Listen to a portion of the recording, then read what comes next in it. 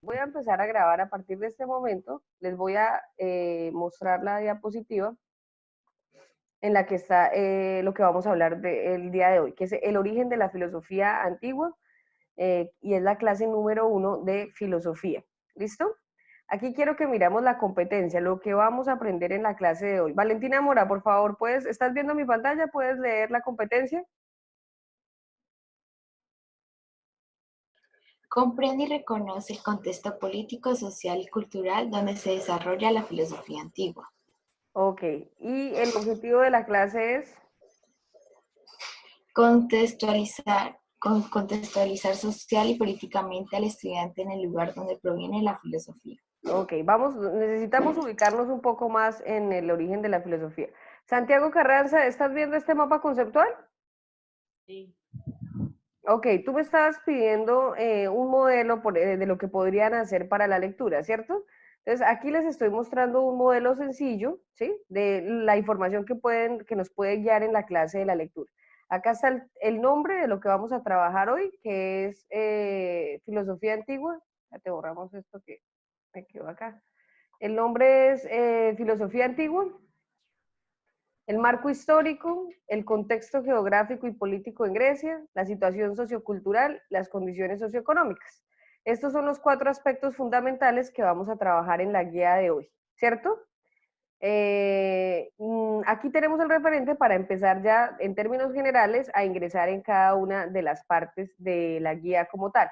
Entonces, Andrés Corradín, lo que me estabas diciendo ahora, la introducción en cuanto antes, cuando nos está introduciendo al tema de la filosofía antigua, ¿de qué nos habla? ¿Cuándo, profe? En la introducción de la guía. La introducción nos habla más que todo cuando, bueno, que la filosofía, lo primero, ¿no? Ok.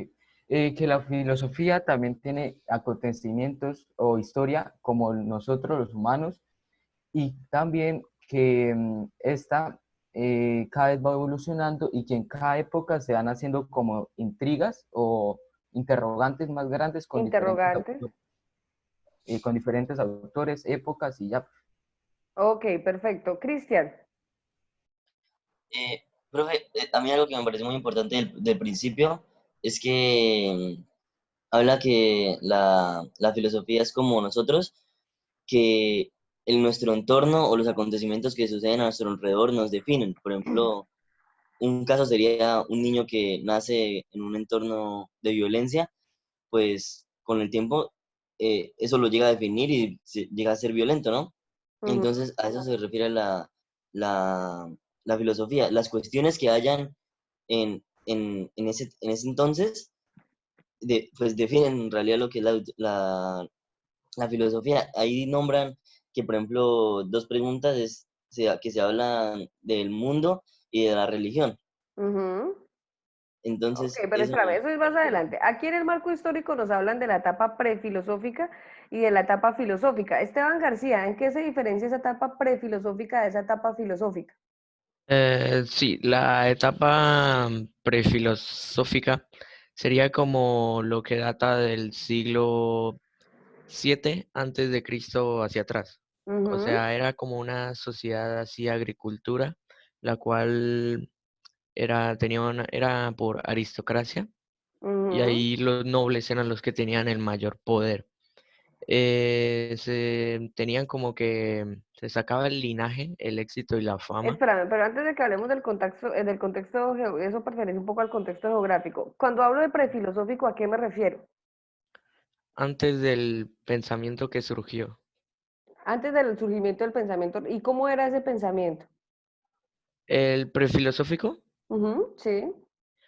pues tenía como que morales y sí, como morales del linaje, el éxito y la fama.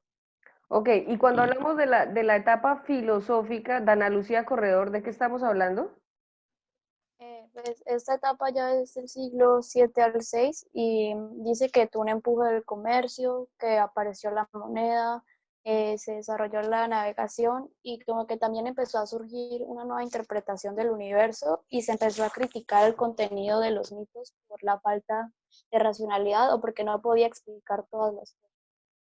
Ok, perfecto, muy bien. Cuando entramos a hablar del contexto geográfico y político de Grecia, hay tres rasgos fundamentales, ¿no? Estamos hablando de una Grecia rural, aristocrática y guerrera, ¿cierto?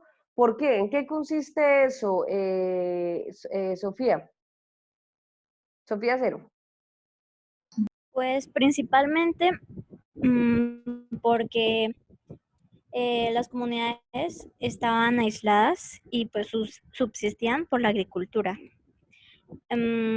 Esto también, que habían terratenientes que eran nobles con poder y pues ellos eran los únicos con caballos y con armas. Y Pues esa zona la rural tierra, era más exacto. Háblame de la tierra, por favor. la tierra era bastante infértil o estéril y era montañoso, sino que existían algunos valles que eran fértiles. Entonces ellos como que buscaban asentarse donde pues pudieran obtener beneficio de la tierra. ¿Por qué decimos que la sociedad griega es una sociedad guerrera, Juan Camilo Montagut?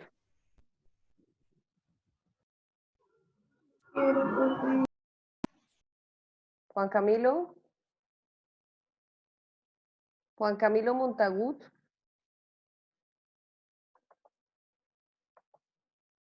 Juan Camilo Montagut está conectado. Bueno, ya van 2 veces que le preguntamos a Juan Camilo y no.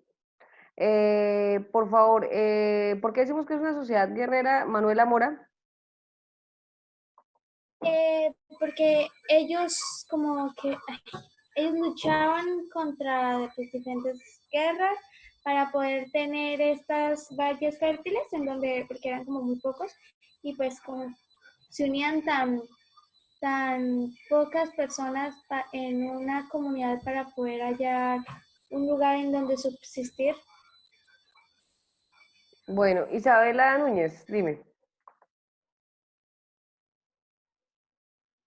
Pues, profe, como decía Manuela, como había muy pocos pedazos donde la tierra fuera fértil, ellos vivían más que todo el cultivo, entonces necesitaban expandirse, ir por más tierras para buscar más recursos para mantener la gente que estaba ahí.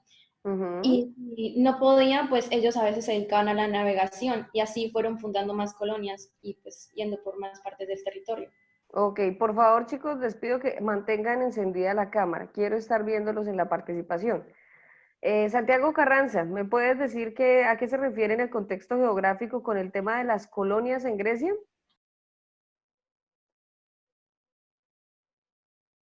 El tema de las colonias, estamos hablando acá de las colonias, en el contexto geográfico y político de Grecia. ¿Cómo era la población? No, ¿qué son las colonias? ¿Por qué hablamos de colonias en Grecia? ¿Qué dice la guía?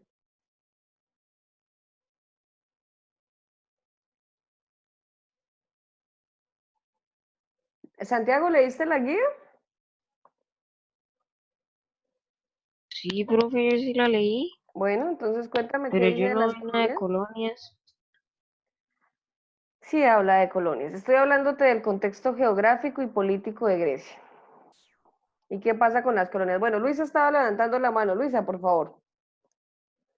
Como los colonizadores iban conquistando tierras, esas tierras se fueron convirtiendo en colonias y ciudades muy importantes para el comercio y ahí van varios países pues para comprar lo que ellos producían. Ok, perfecto. Sí habla de las colonias, Santiago. Cristian, dime. Cristian Falk. Es que tenía el micrófono silenciado y no me había dado cuenta. A ver. Pero su merced ahorita nombró algo en el contexto geográfico. Y pues entonces ahí decían, en contexto geográfico y político, en Grecia se dice que pues tienen un territorio montañoso y muy estéril Sí, y eso ya los lo valles dijeron. son fértiles. Eso ya lo Y también, dijeron. pero pues ahorita su merced dijo algo que le preguntó a Carranza sobre el contexto geográfico. Sobre pero hablando de las colonias, que ya hablamos de esto, de ese Ah, contexto. ok.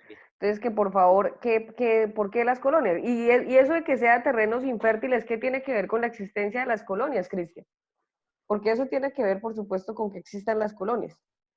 que hayan terrenos infértiles, sí. pues que tienen que buscar comerciar de otras formas para subsistir. Comerciar de otras formas. ¿Qué dice Juliana Parra? Juliana Parra. Hola, profesora, qué pena.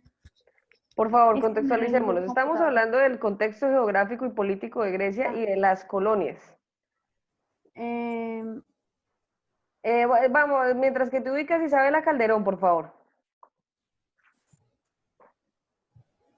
Bueno, más que todo, como ya dijeron, las colonias pues empiezan a hablar porque por lo de las tierras infértiles, pero también porque había mucha gente pobre y pues tenían que buscar tierras donde cultivaran, pues sí, sus cosas. Y pues también falta, no sé si lo han dicho, en la parte de esa sociedad se basaba en la virtud, el linaje y el éxito y la fama. ¿Qué era el arete, no? Nos habla del concepto de arete. ¿Por qué nos habla de ese concepto? ¿Qué es arete? Ahí decía que era... Juliana Mariño, por favor. Yo, profe. Espérame, Juliana Mariño. ¿No es como inteligencia, profe? Arete, no solamente inteligencia, ahí está un poco limitado el concepto. Ese concepto es más complejo. ¿Qué dice Manuela Mora? Que tengo dos opciones, que es virtud, o si no, que es fuerza, valor e independencia. Necesito que tengas una sola opción clara, ¿no? Y sí tiene que ver con la virtud, pero la virtud para los griegos se entendía de una manera más amplia. Entonces es fuerza. Discúlpame que está hablando Manuela, termina tu idea. Entonces sí, para mí arete sería fuerza, el valor y la independencia, que eran como el modelo del hombre que ellos debían seguir. O los rasgos que debían tener para tener un buen comportamiento. Exacto, si ustedes ven, si recuerdan, en la promoción justamente del hermano de Esteban García, de Juan Camilo García, nuestro símbolo era arete. Y era arete porque para los griegos significaba excelencia, ¿sí? Llegar al mayor nivel en todo. No señor, no son los sofistas. Ellos creían que podían enseñar la virtud. Los griegos en general consideraban que el arete era el nivel de excelencia, de mayor desarrollo y plenitud al que un ser humano podía llegar. Los sofistas creían que podían enseñar eso y la crítica de Sócrates era que eso no podía ser enseñado realmente. Bueno, listo, pero no, eso es como para, digamos, hablar un poco acerca de lo que es arete. Juliana Vaca, ¿puedes complementar un poco ese tema? Pues sí, profe, es que para ellos ese era el modelo del hombre, entonces ese modelo se fundaba en la ética. Entonces hablan de la virtud y pues de ahí también como que la ética, como que todos los valores nos llevan a la moral y a la ética. Entonces el hombre tenía, o sea, sí, el hombre era el modelo, entonces pues eso se dice, era como el modelo a seguir de todos, el arete, la virtud. Ok, perfecto. Listo. Si hablamos de la situación social y cultural, algo más dentro del contexto geográfico y político de Grecia y dentro de ya pasamos a hablar de la situación, algo más del contexto geográfico que nos ayude a comprenderla. ¿Qué detalle nos falta nombrar? Yo, profe, pues que una de las colonias... ¿Quién está hablando? Discúlpame. Juliana. Ah, ok. Sigue, Juliana. Una de las colonias, bueno, una de las ciudades se llamaba Jonia y era una brillante civilización que tenía 3 ciudades principales, una de ellas Mileto, en donde este era un puerto comercial en donde pues mucha gente tenía distintas ideologías y se discutían estas ideologías, ¿sí? Y de esta manera nace la primera filosofía. Sí. Okay. Hacia la crítica principalmente. Estamos ubicando, ¿no? En este punto. ¿Puedo decir algo? Señora. También cuenta que se fundó el Imperio Marítimo y que en ese lugar vivió el primer filósofo occidental. Y ahí, en esos lugares, es donde empiezan a hacer es de donde se desconoce la cultura, que no se tiene mucha sabiduría de eso. Y también cuenta que cuando la población empezó a aumentar, los recursos que se usaron fueron para la navegación. Ok, perfecto. Aquí estamos ubicando a Mileto, ¿no? Y vemos que Grecia está a la orilla del mar, ¿cierto? Vemos su ubicación geográfica. ¿Eso qué tiene que ver con que surja el pensamiento occidental ahí? ¿Qué dice Juan David Guzmán?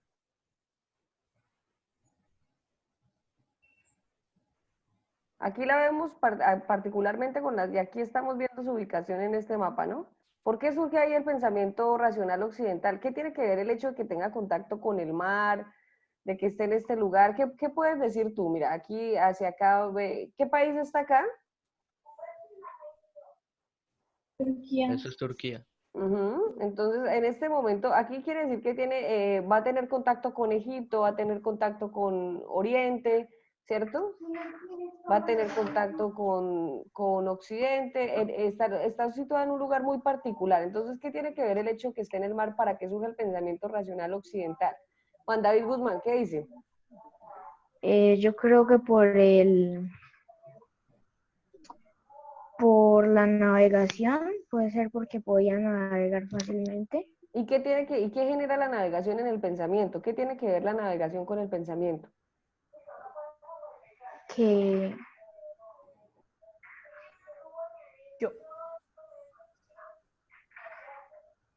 Porfa, los necesito pensando, ¿Puedo viendo el participar? mapa, leyendo la guía.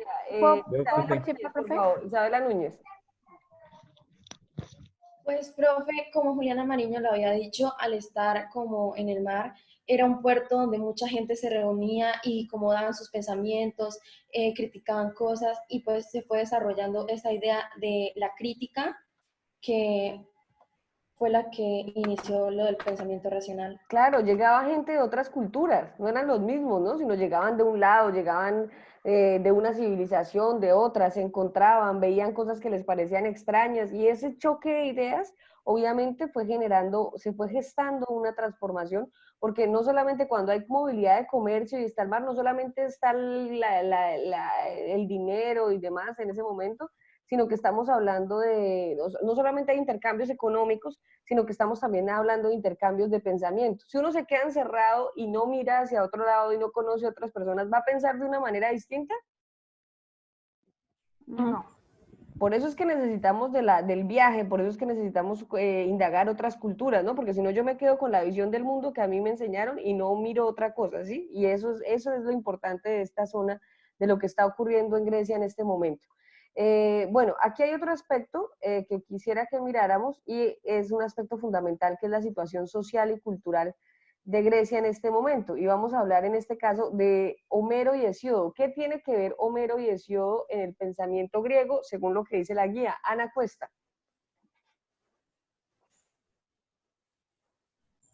Pues ahí nos habla de que pues ellos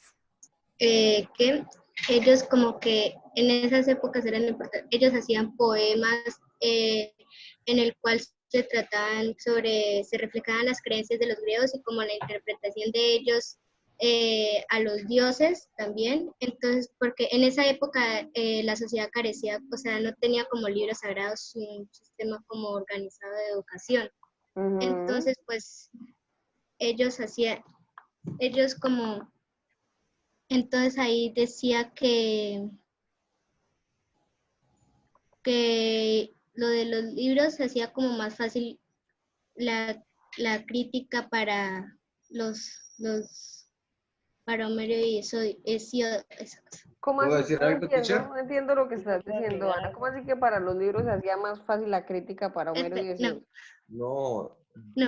¿Puedo agregar algo, No profe? sé, no, es muy confuso lo que tú estás... Teacher, ¿puedo hablar? Profe, ¿yo puedo ¿Puedo agregar hablar? una cosa? Esperen un momento, por favor, en orden. Santiago, habla. Bueno, lo que pasaba con Homero y Hesíodo es que pues también hacían sus poemas, que era Homero hacía la Ilíada y la Odisea y Hesíodo la Teogonía, pero ellos también manejaban temas como el moral, la tecnología y lo de la navegación y la historia.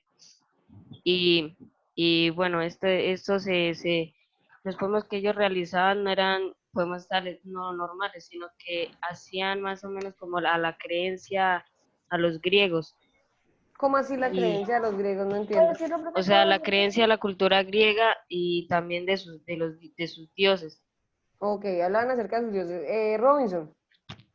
Bueno, también recordar que ellos son uno de los fundamentos culturales de la etapa prefilosófica. Además de esto, lo que decía Ana, del carácter peculiar, ejemplo que se le hizo a Homero fácil fue ya que en el aspecto, como pasaba todo en este momento en la cultura griega, pasaba todo esto que era de una manera peculiar, para Homero fue más fácil hacer las críticas hacia las doctrinas de la época. Eso era lo que Quiero hablar, trataba de... profe. Ok, discúlpame. Sigue. Sigue, Robinson. Yo... Sí, Robinson. Y bueno, ya recordando lo de los poetas de Homero y Zoe, dominan pues todos los temas y todo es reflejado gracias a los griegos y la interpretación antropomórfica de los dioses. Ok, perfecto. En cuanto a la mitología, Juan Camilo Montagut. Profe, Montagut se fue porque se le fue Ahí el está internet. Montagut conectado. Juan Camilo. Juan Camilo, estás conectado y apareces conectado.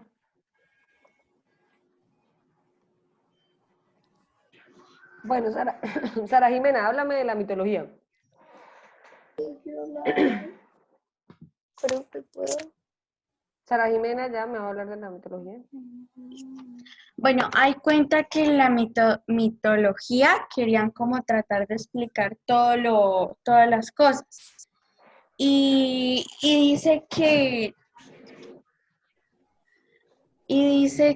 también La religión griega de que estamos hablando es una religión monoteísta, politeísta, ¿de qué se trata? No quiero. ¿Estás preguntando? Sí, Sara Jimena, no me has dicho nada de la mitología, por favor, más concreto. Bueno, cuenta que, mediante la mitología querían explicar distintas cosas y también querían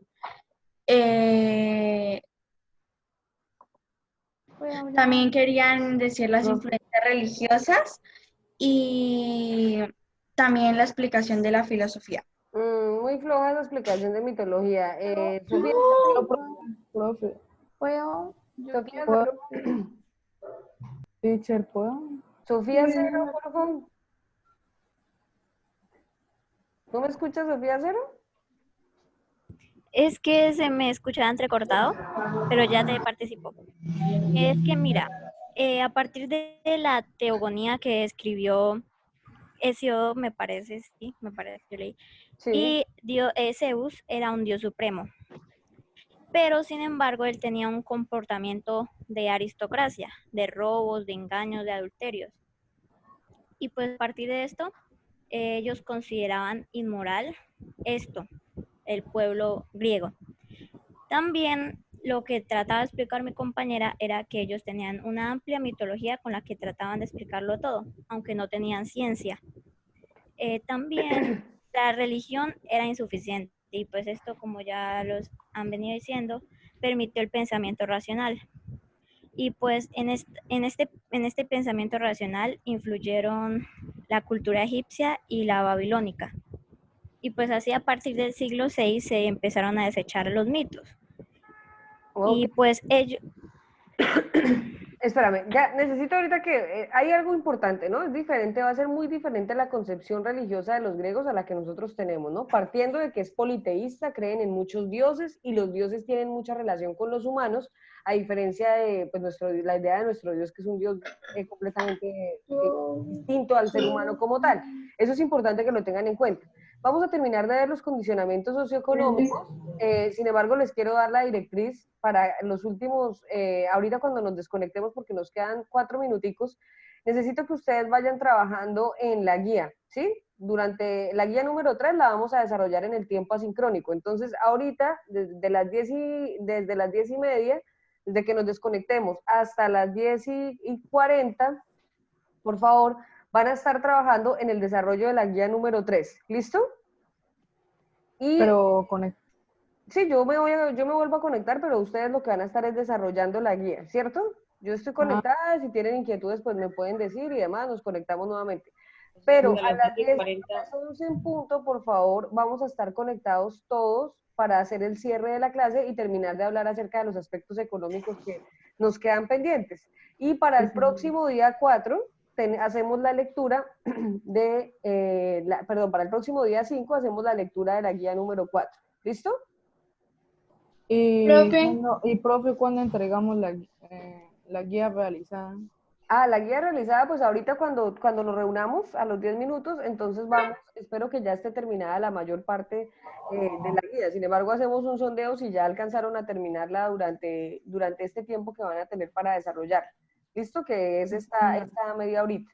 Entonces, ahorita, discúlpame, cuando nos desconectemos, empiezan a desarrollarla, igual yo les voy a hacer inquietudes de manera sincrónica, ¿sí? Pero este tiempo es para que desarrollen la guía.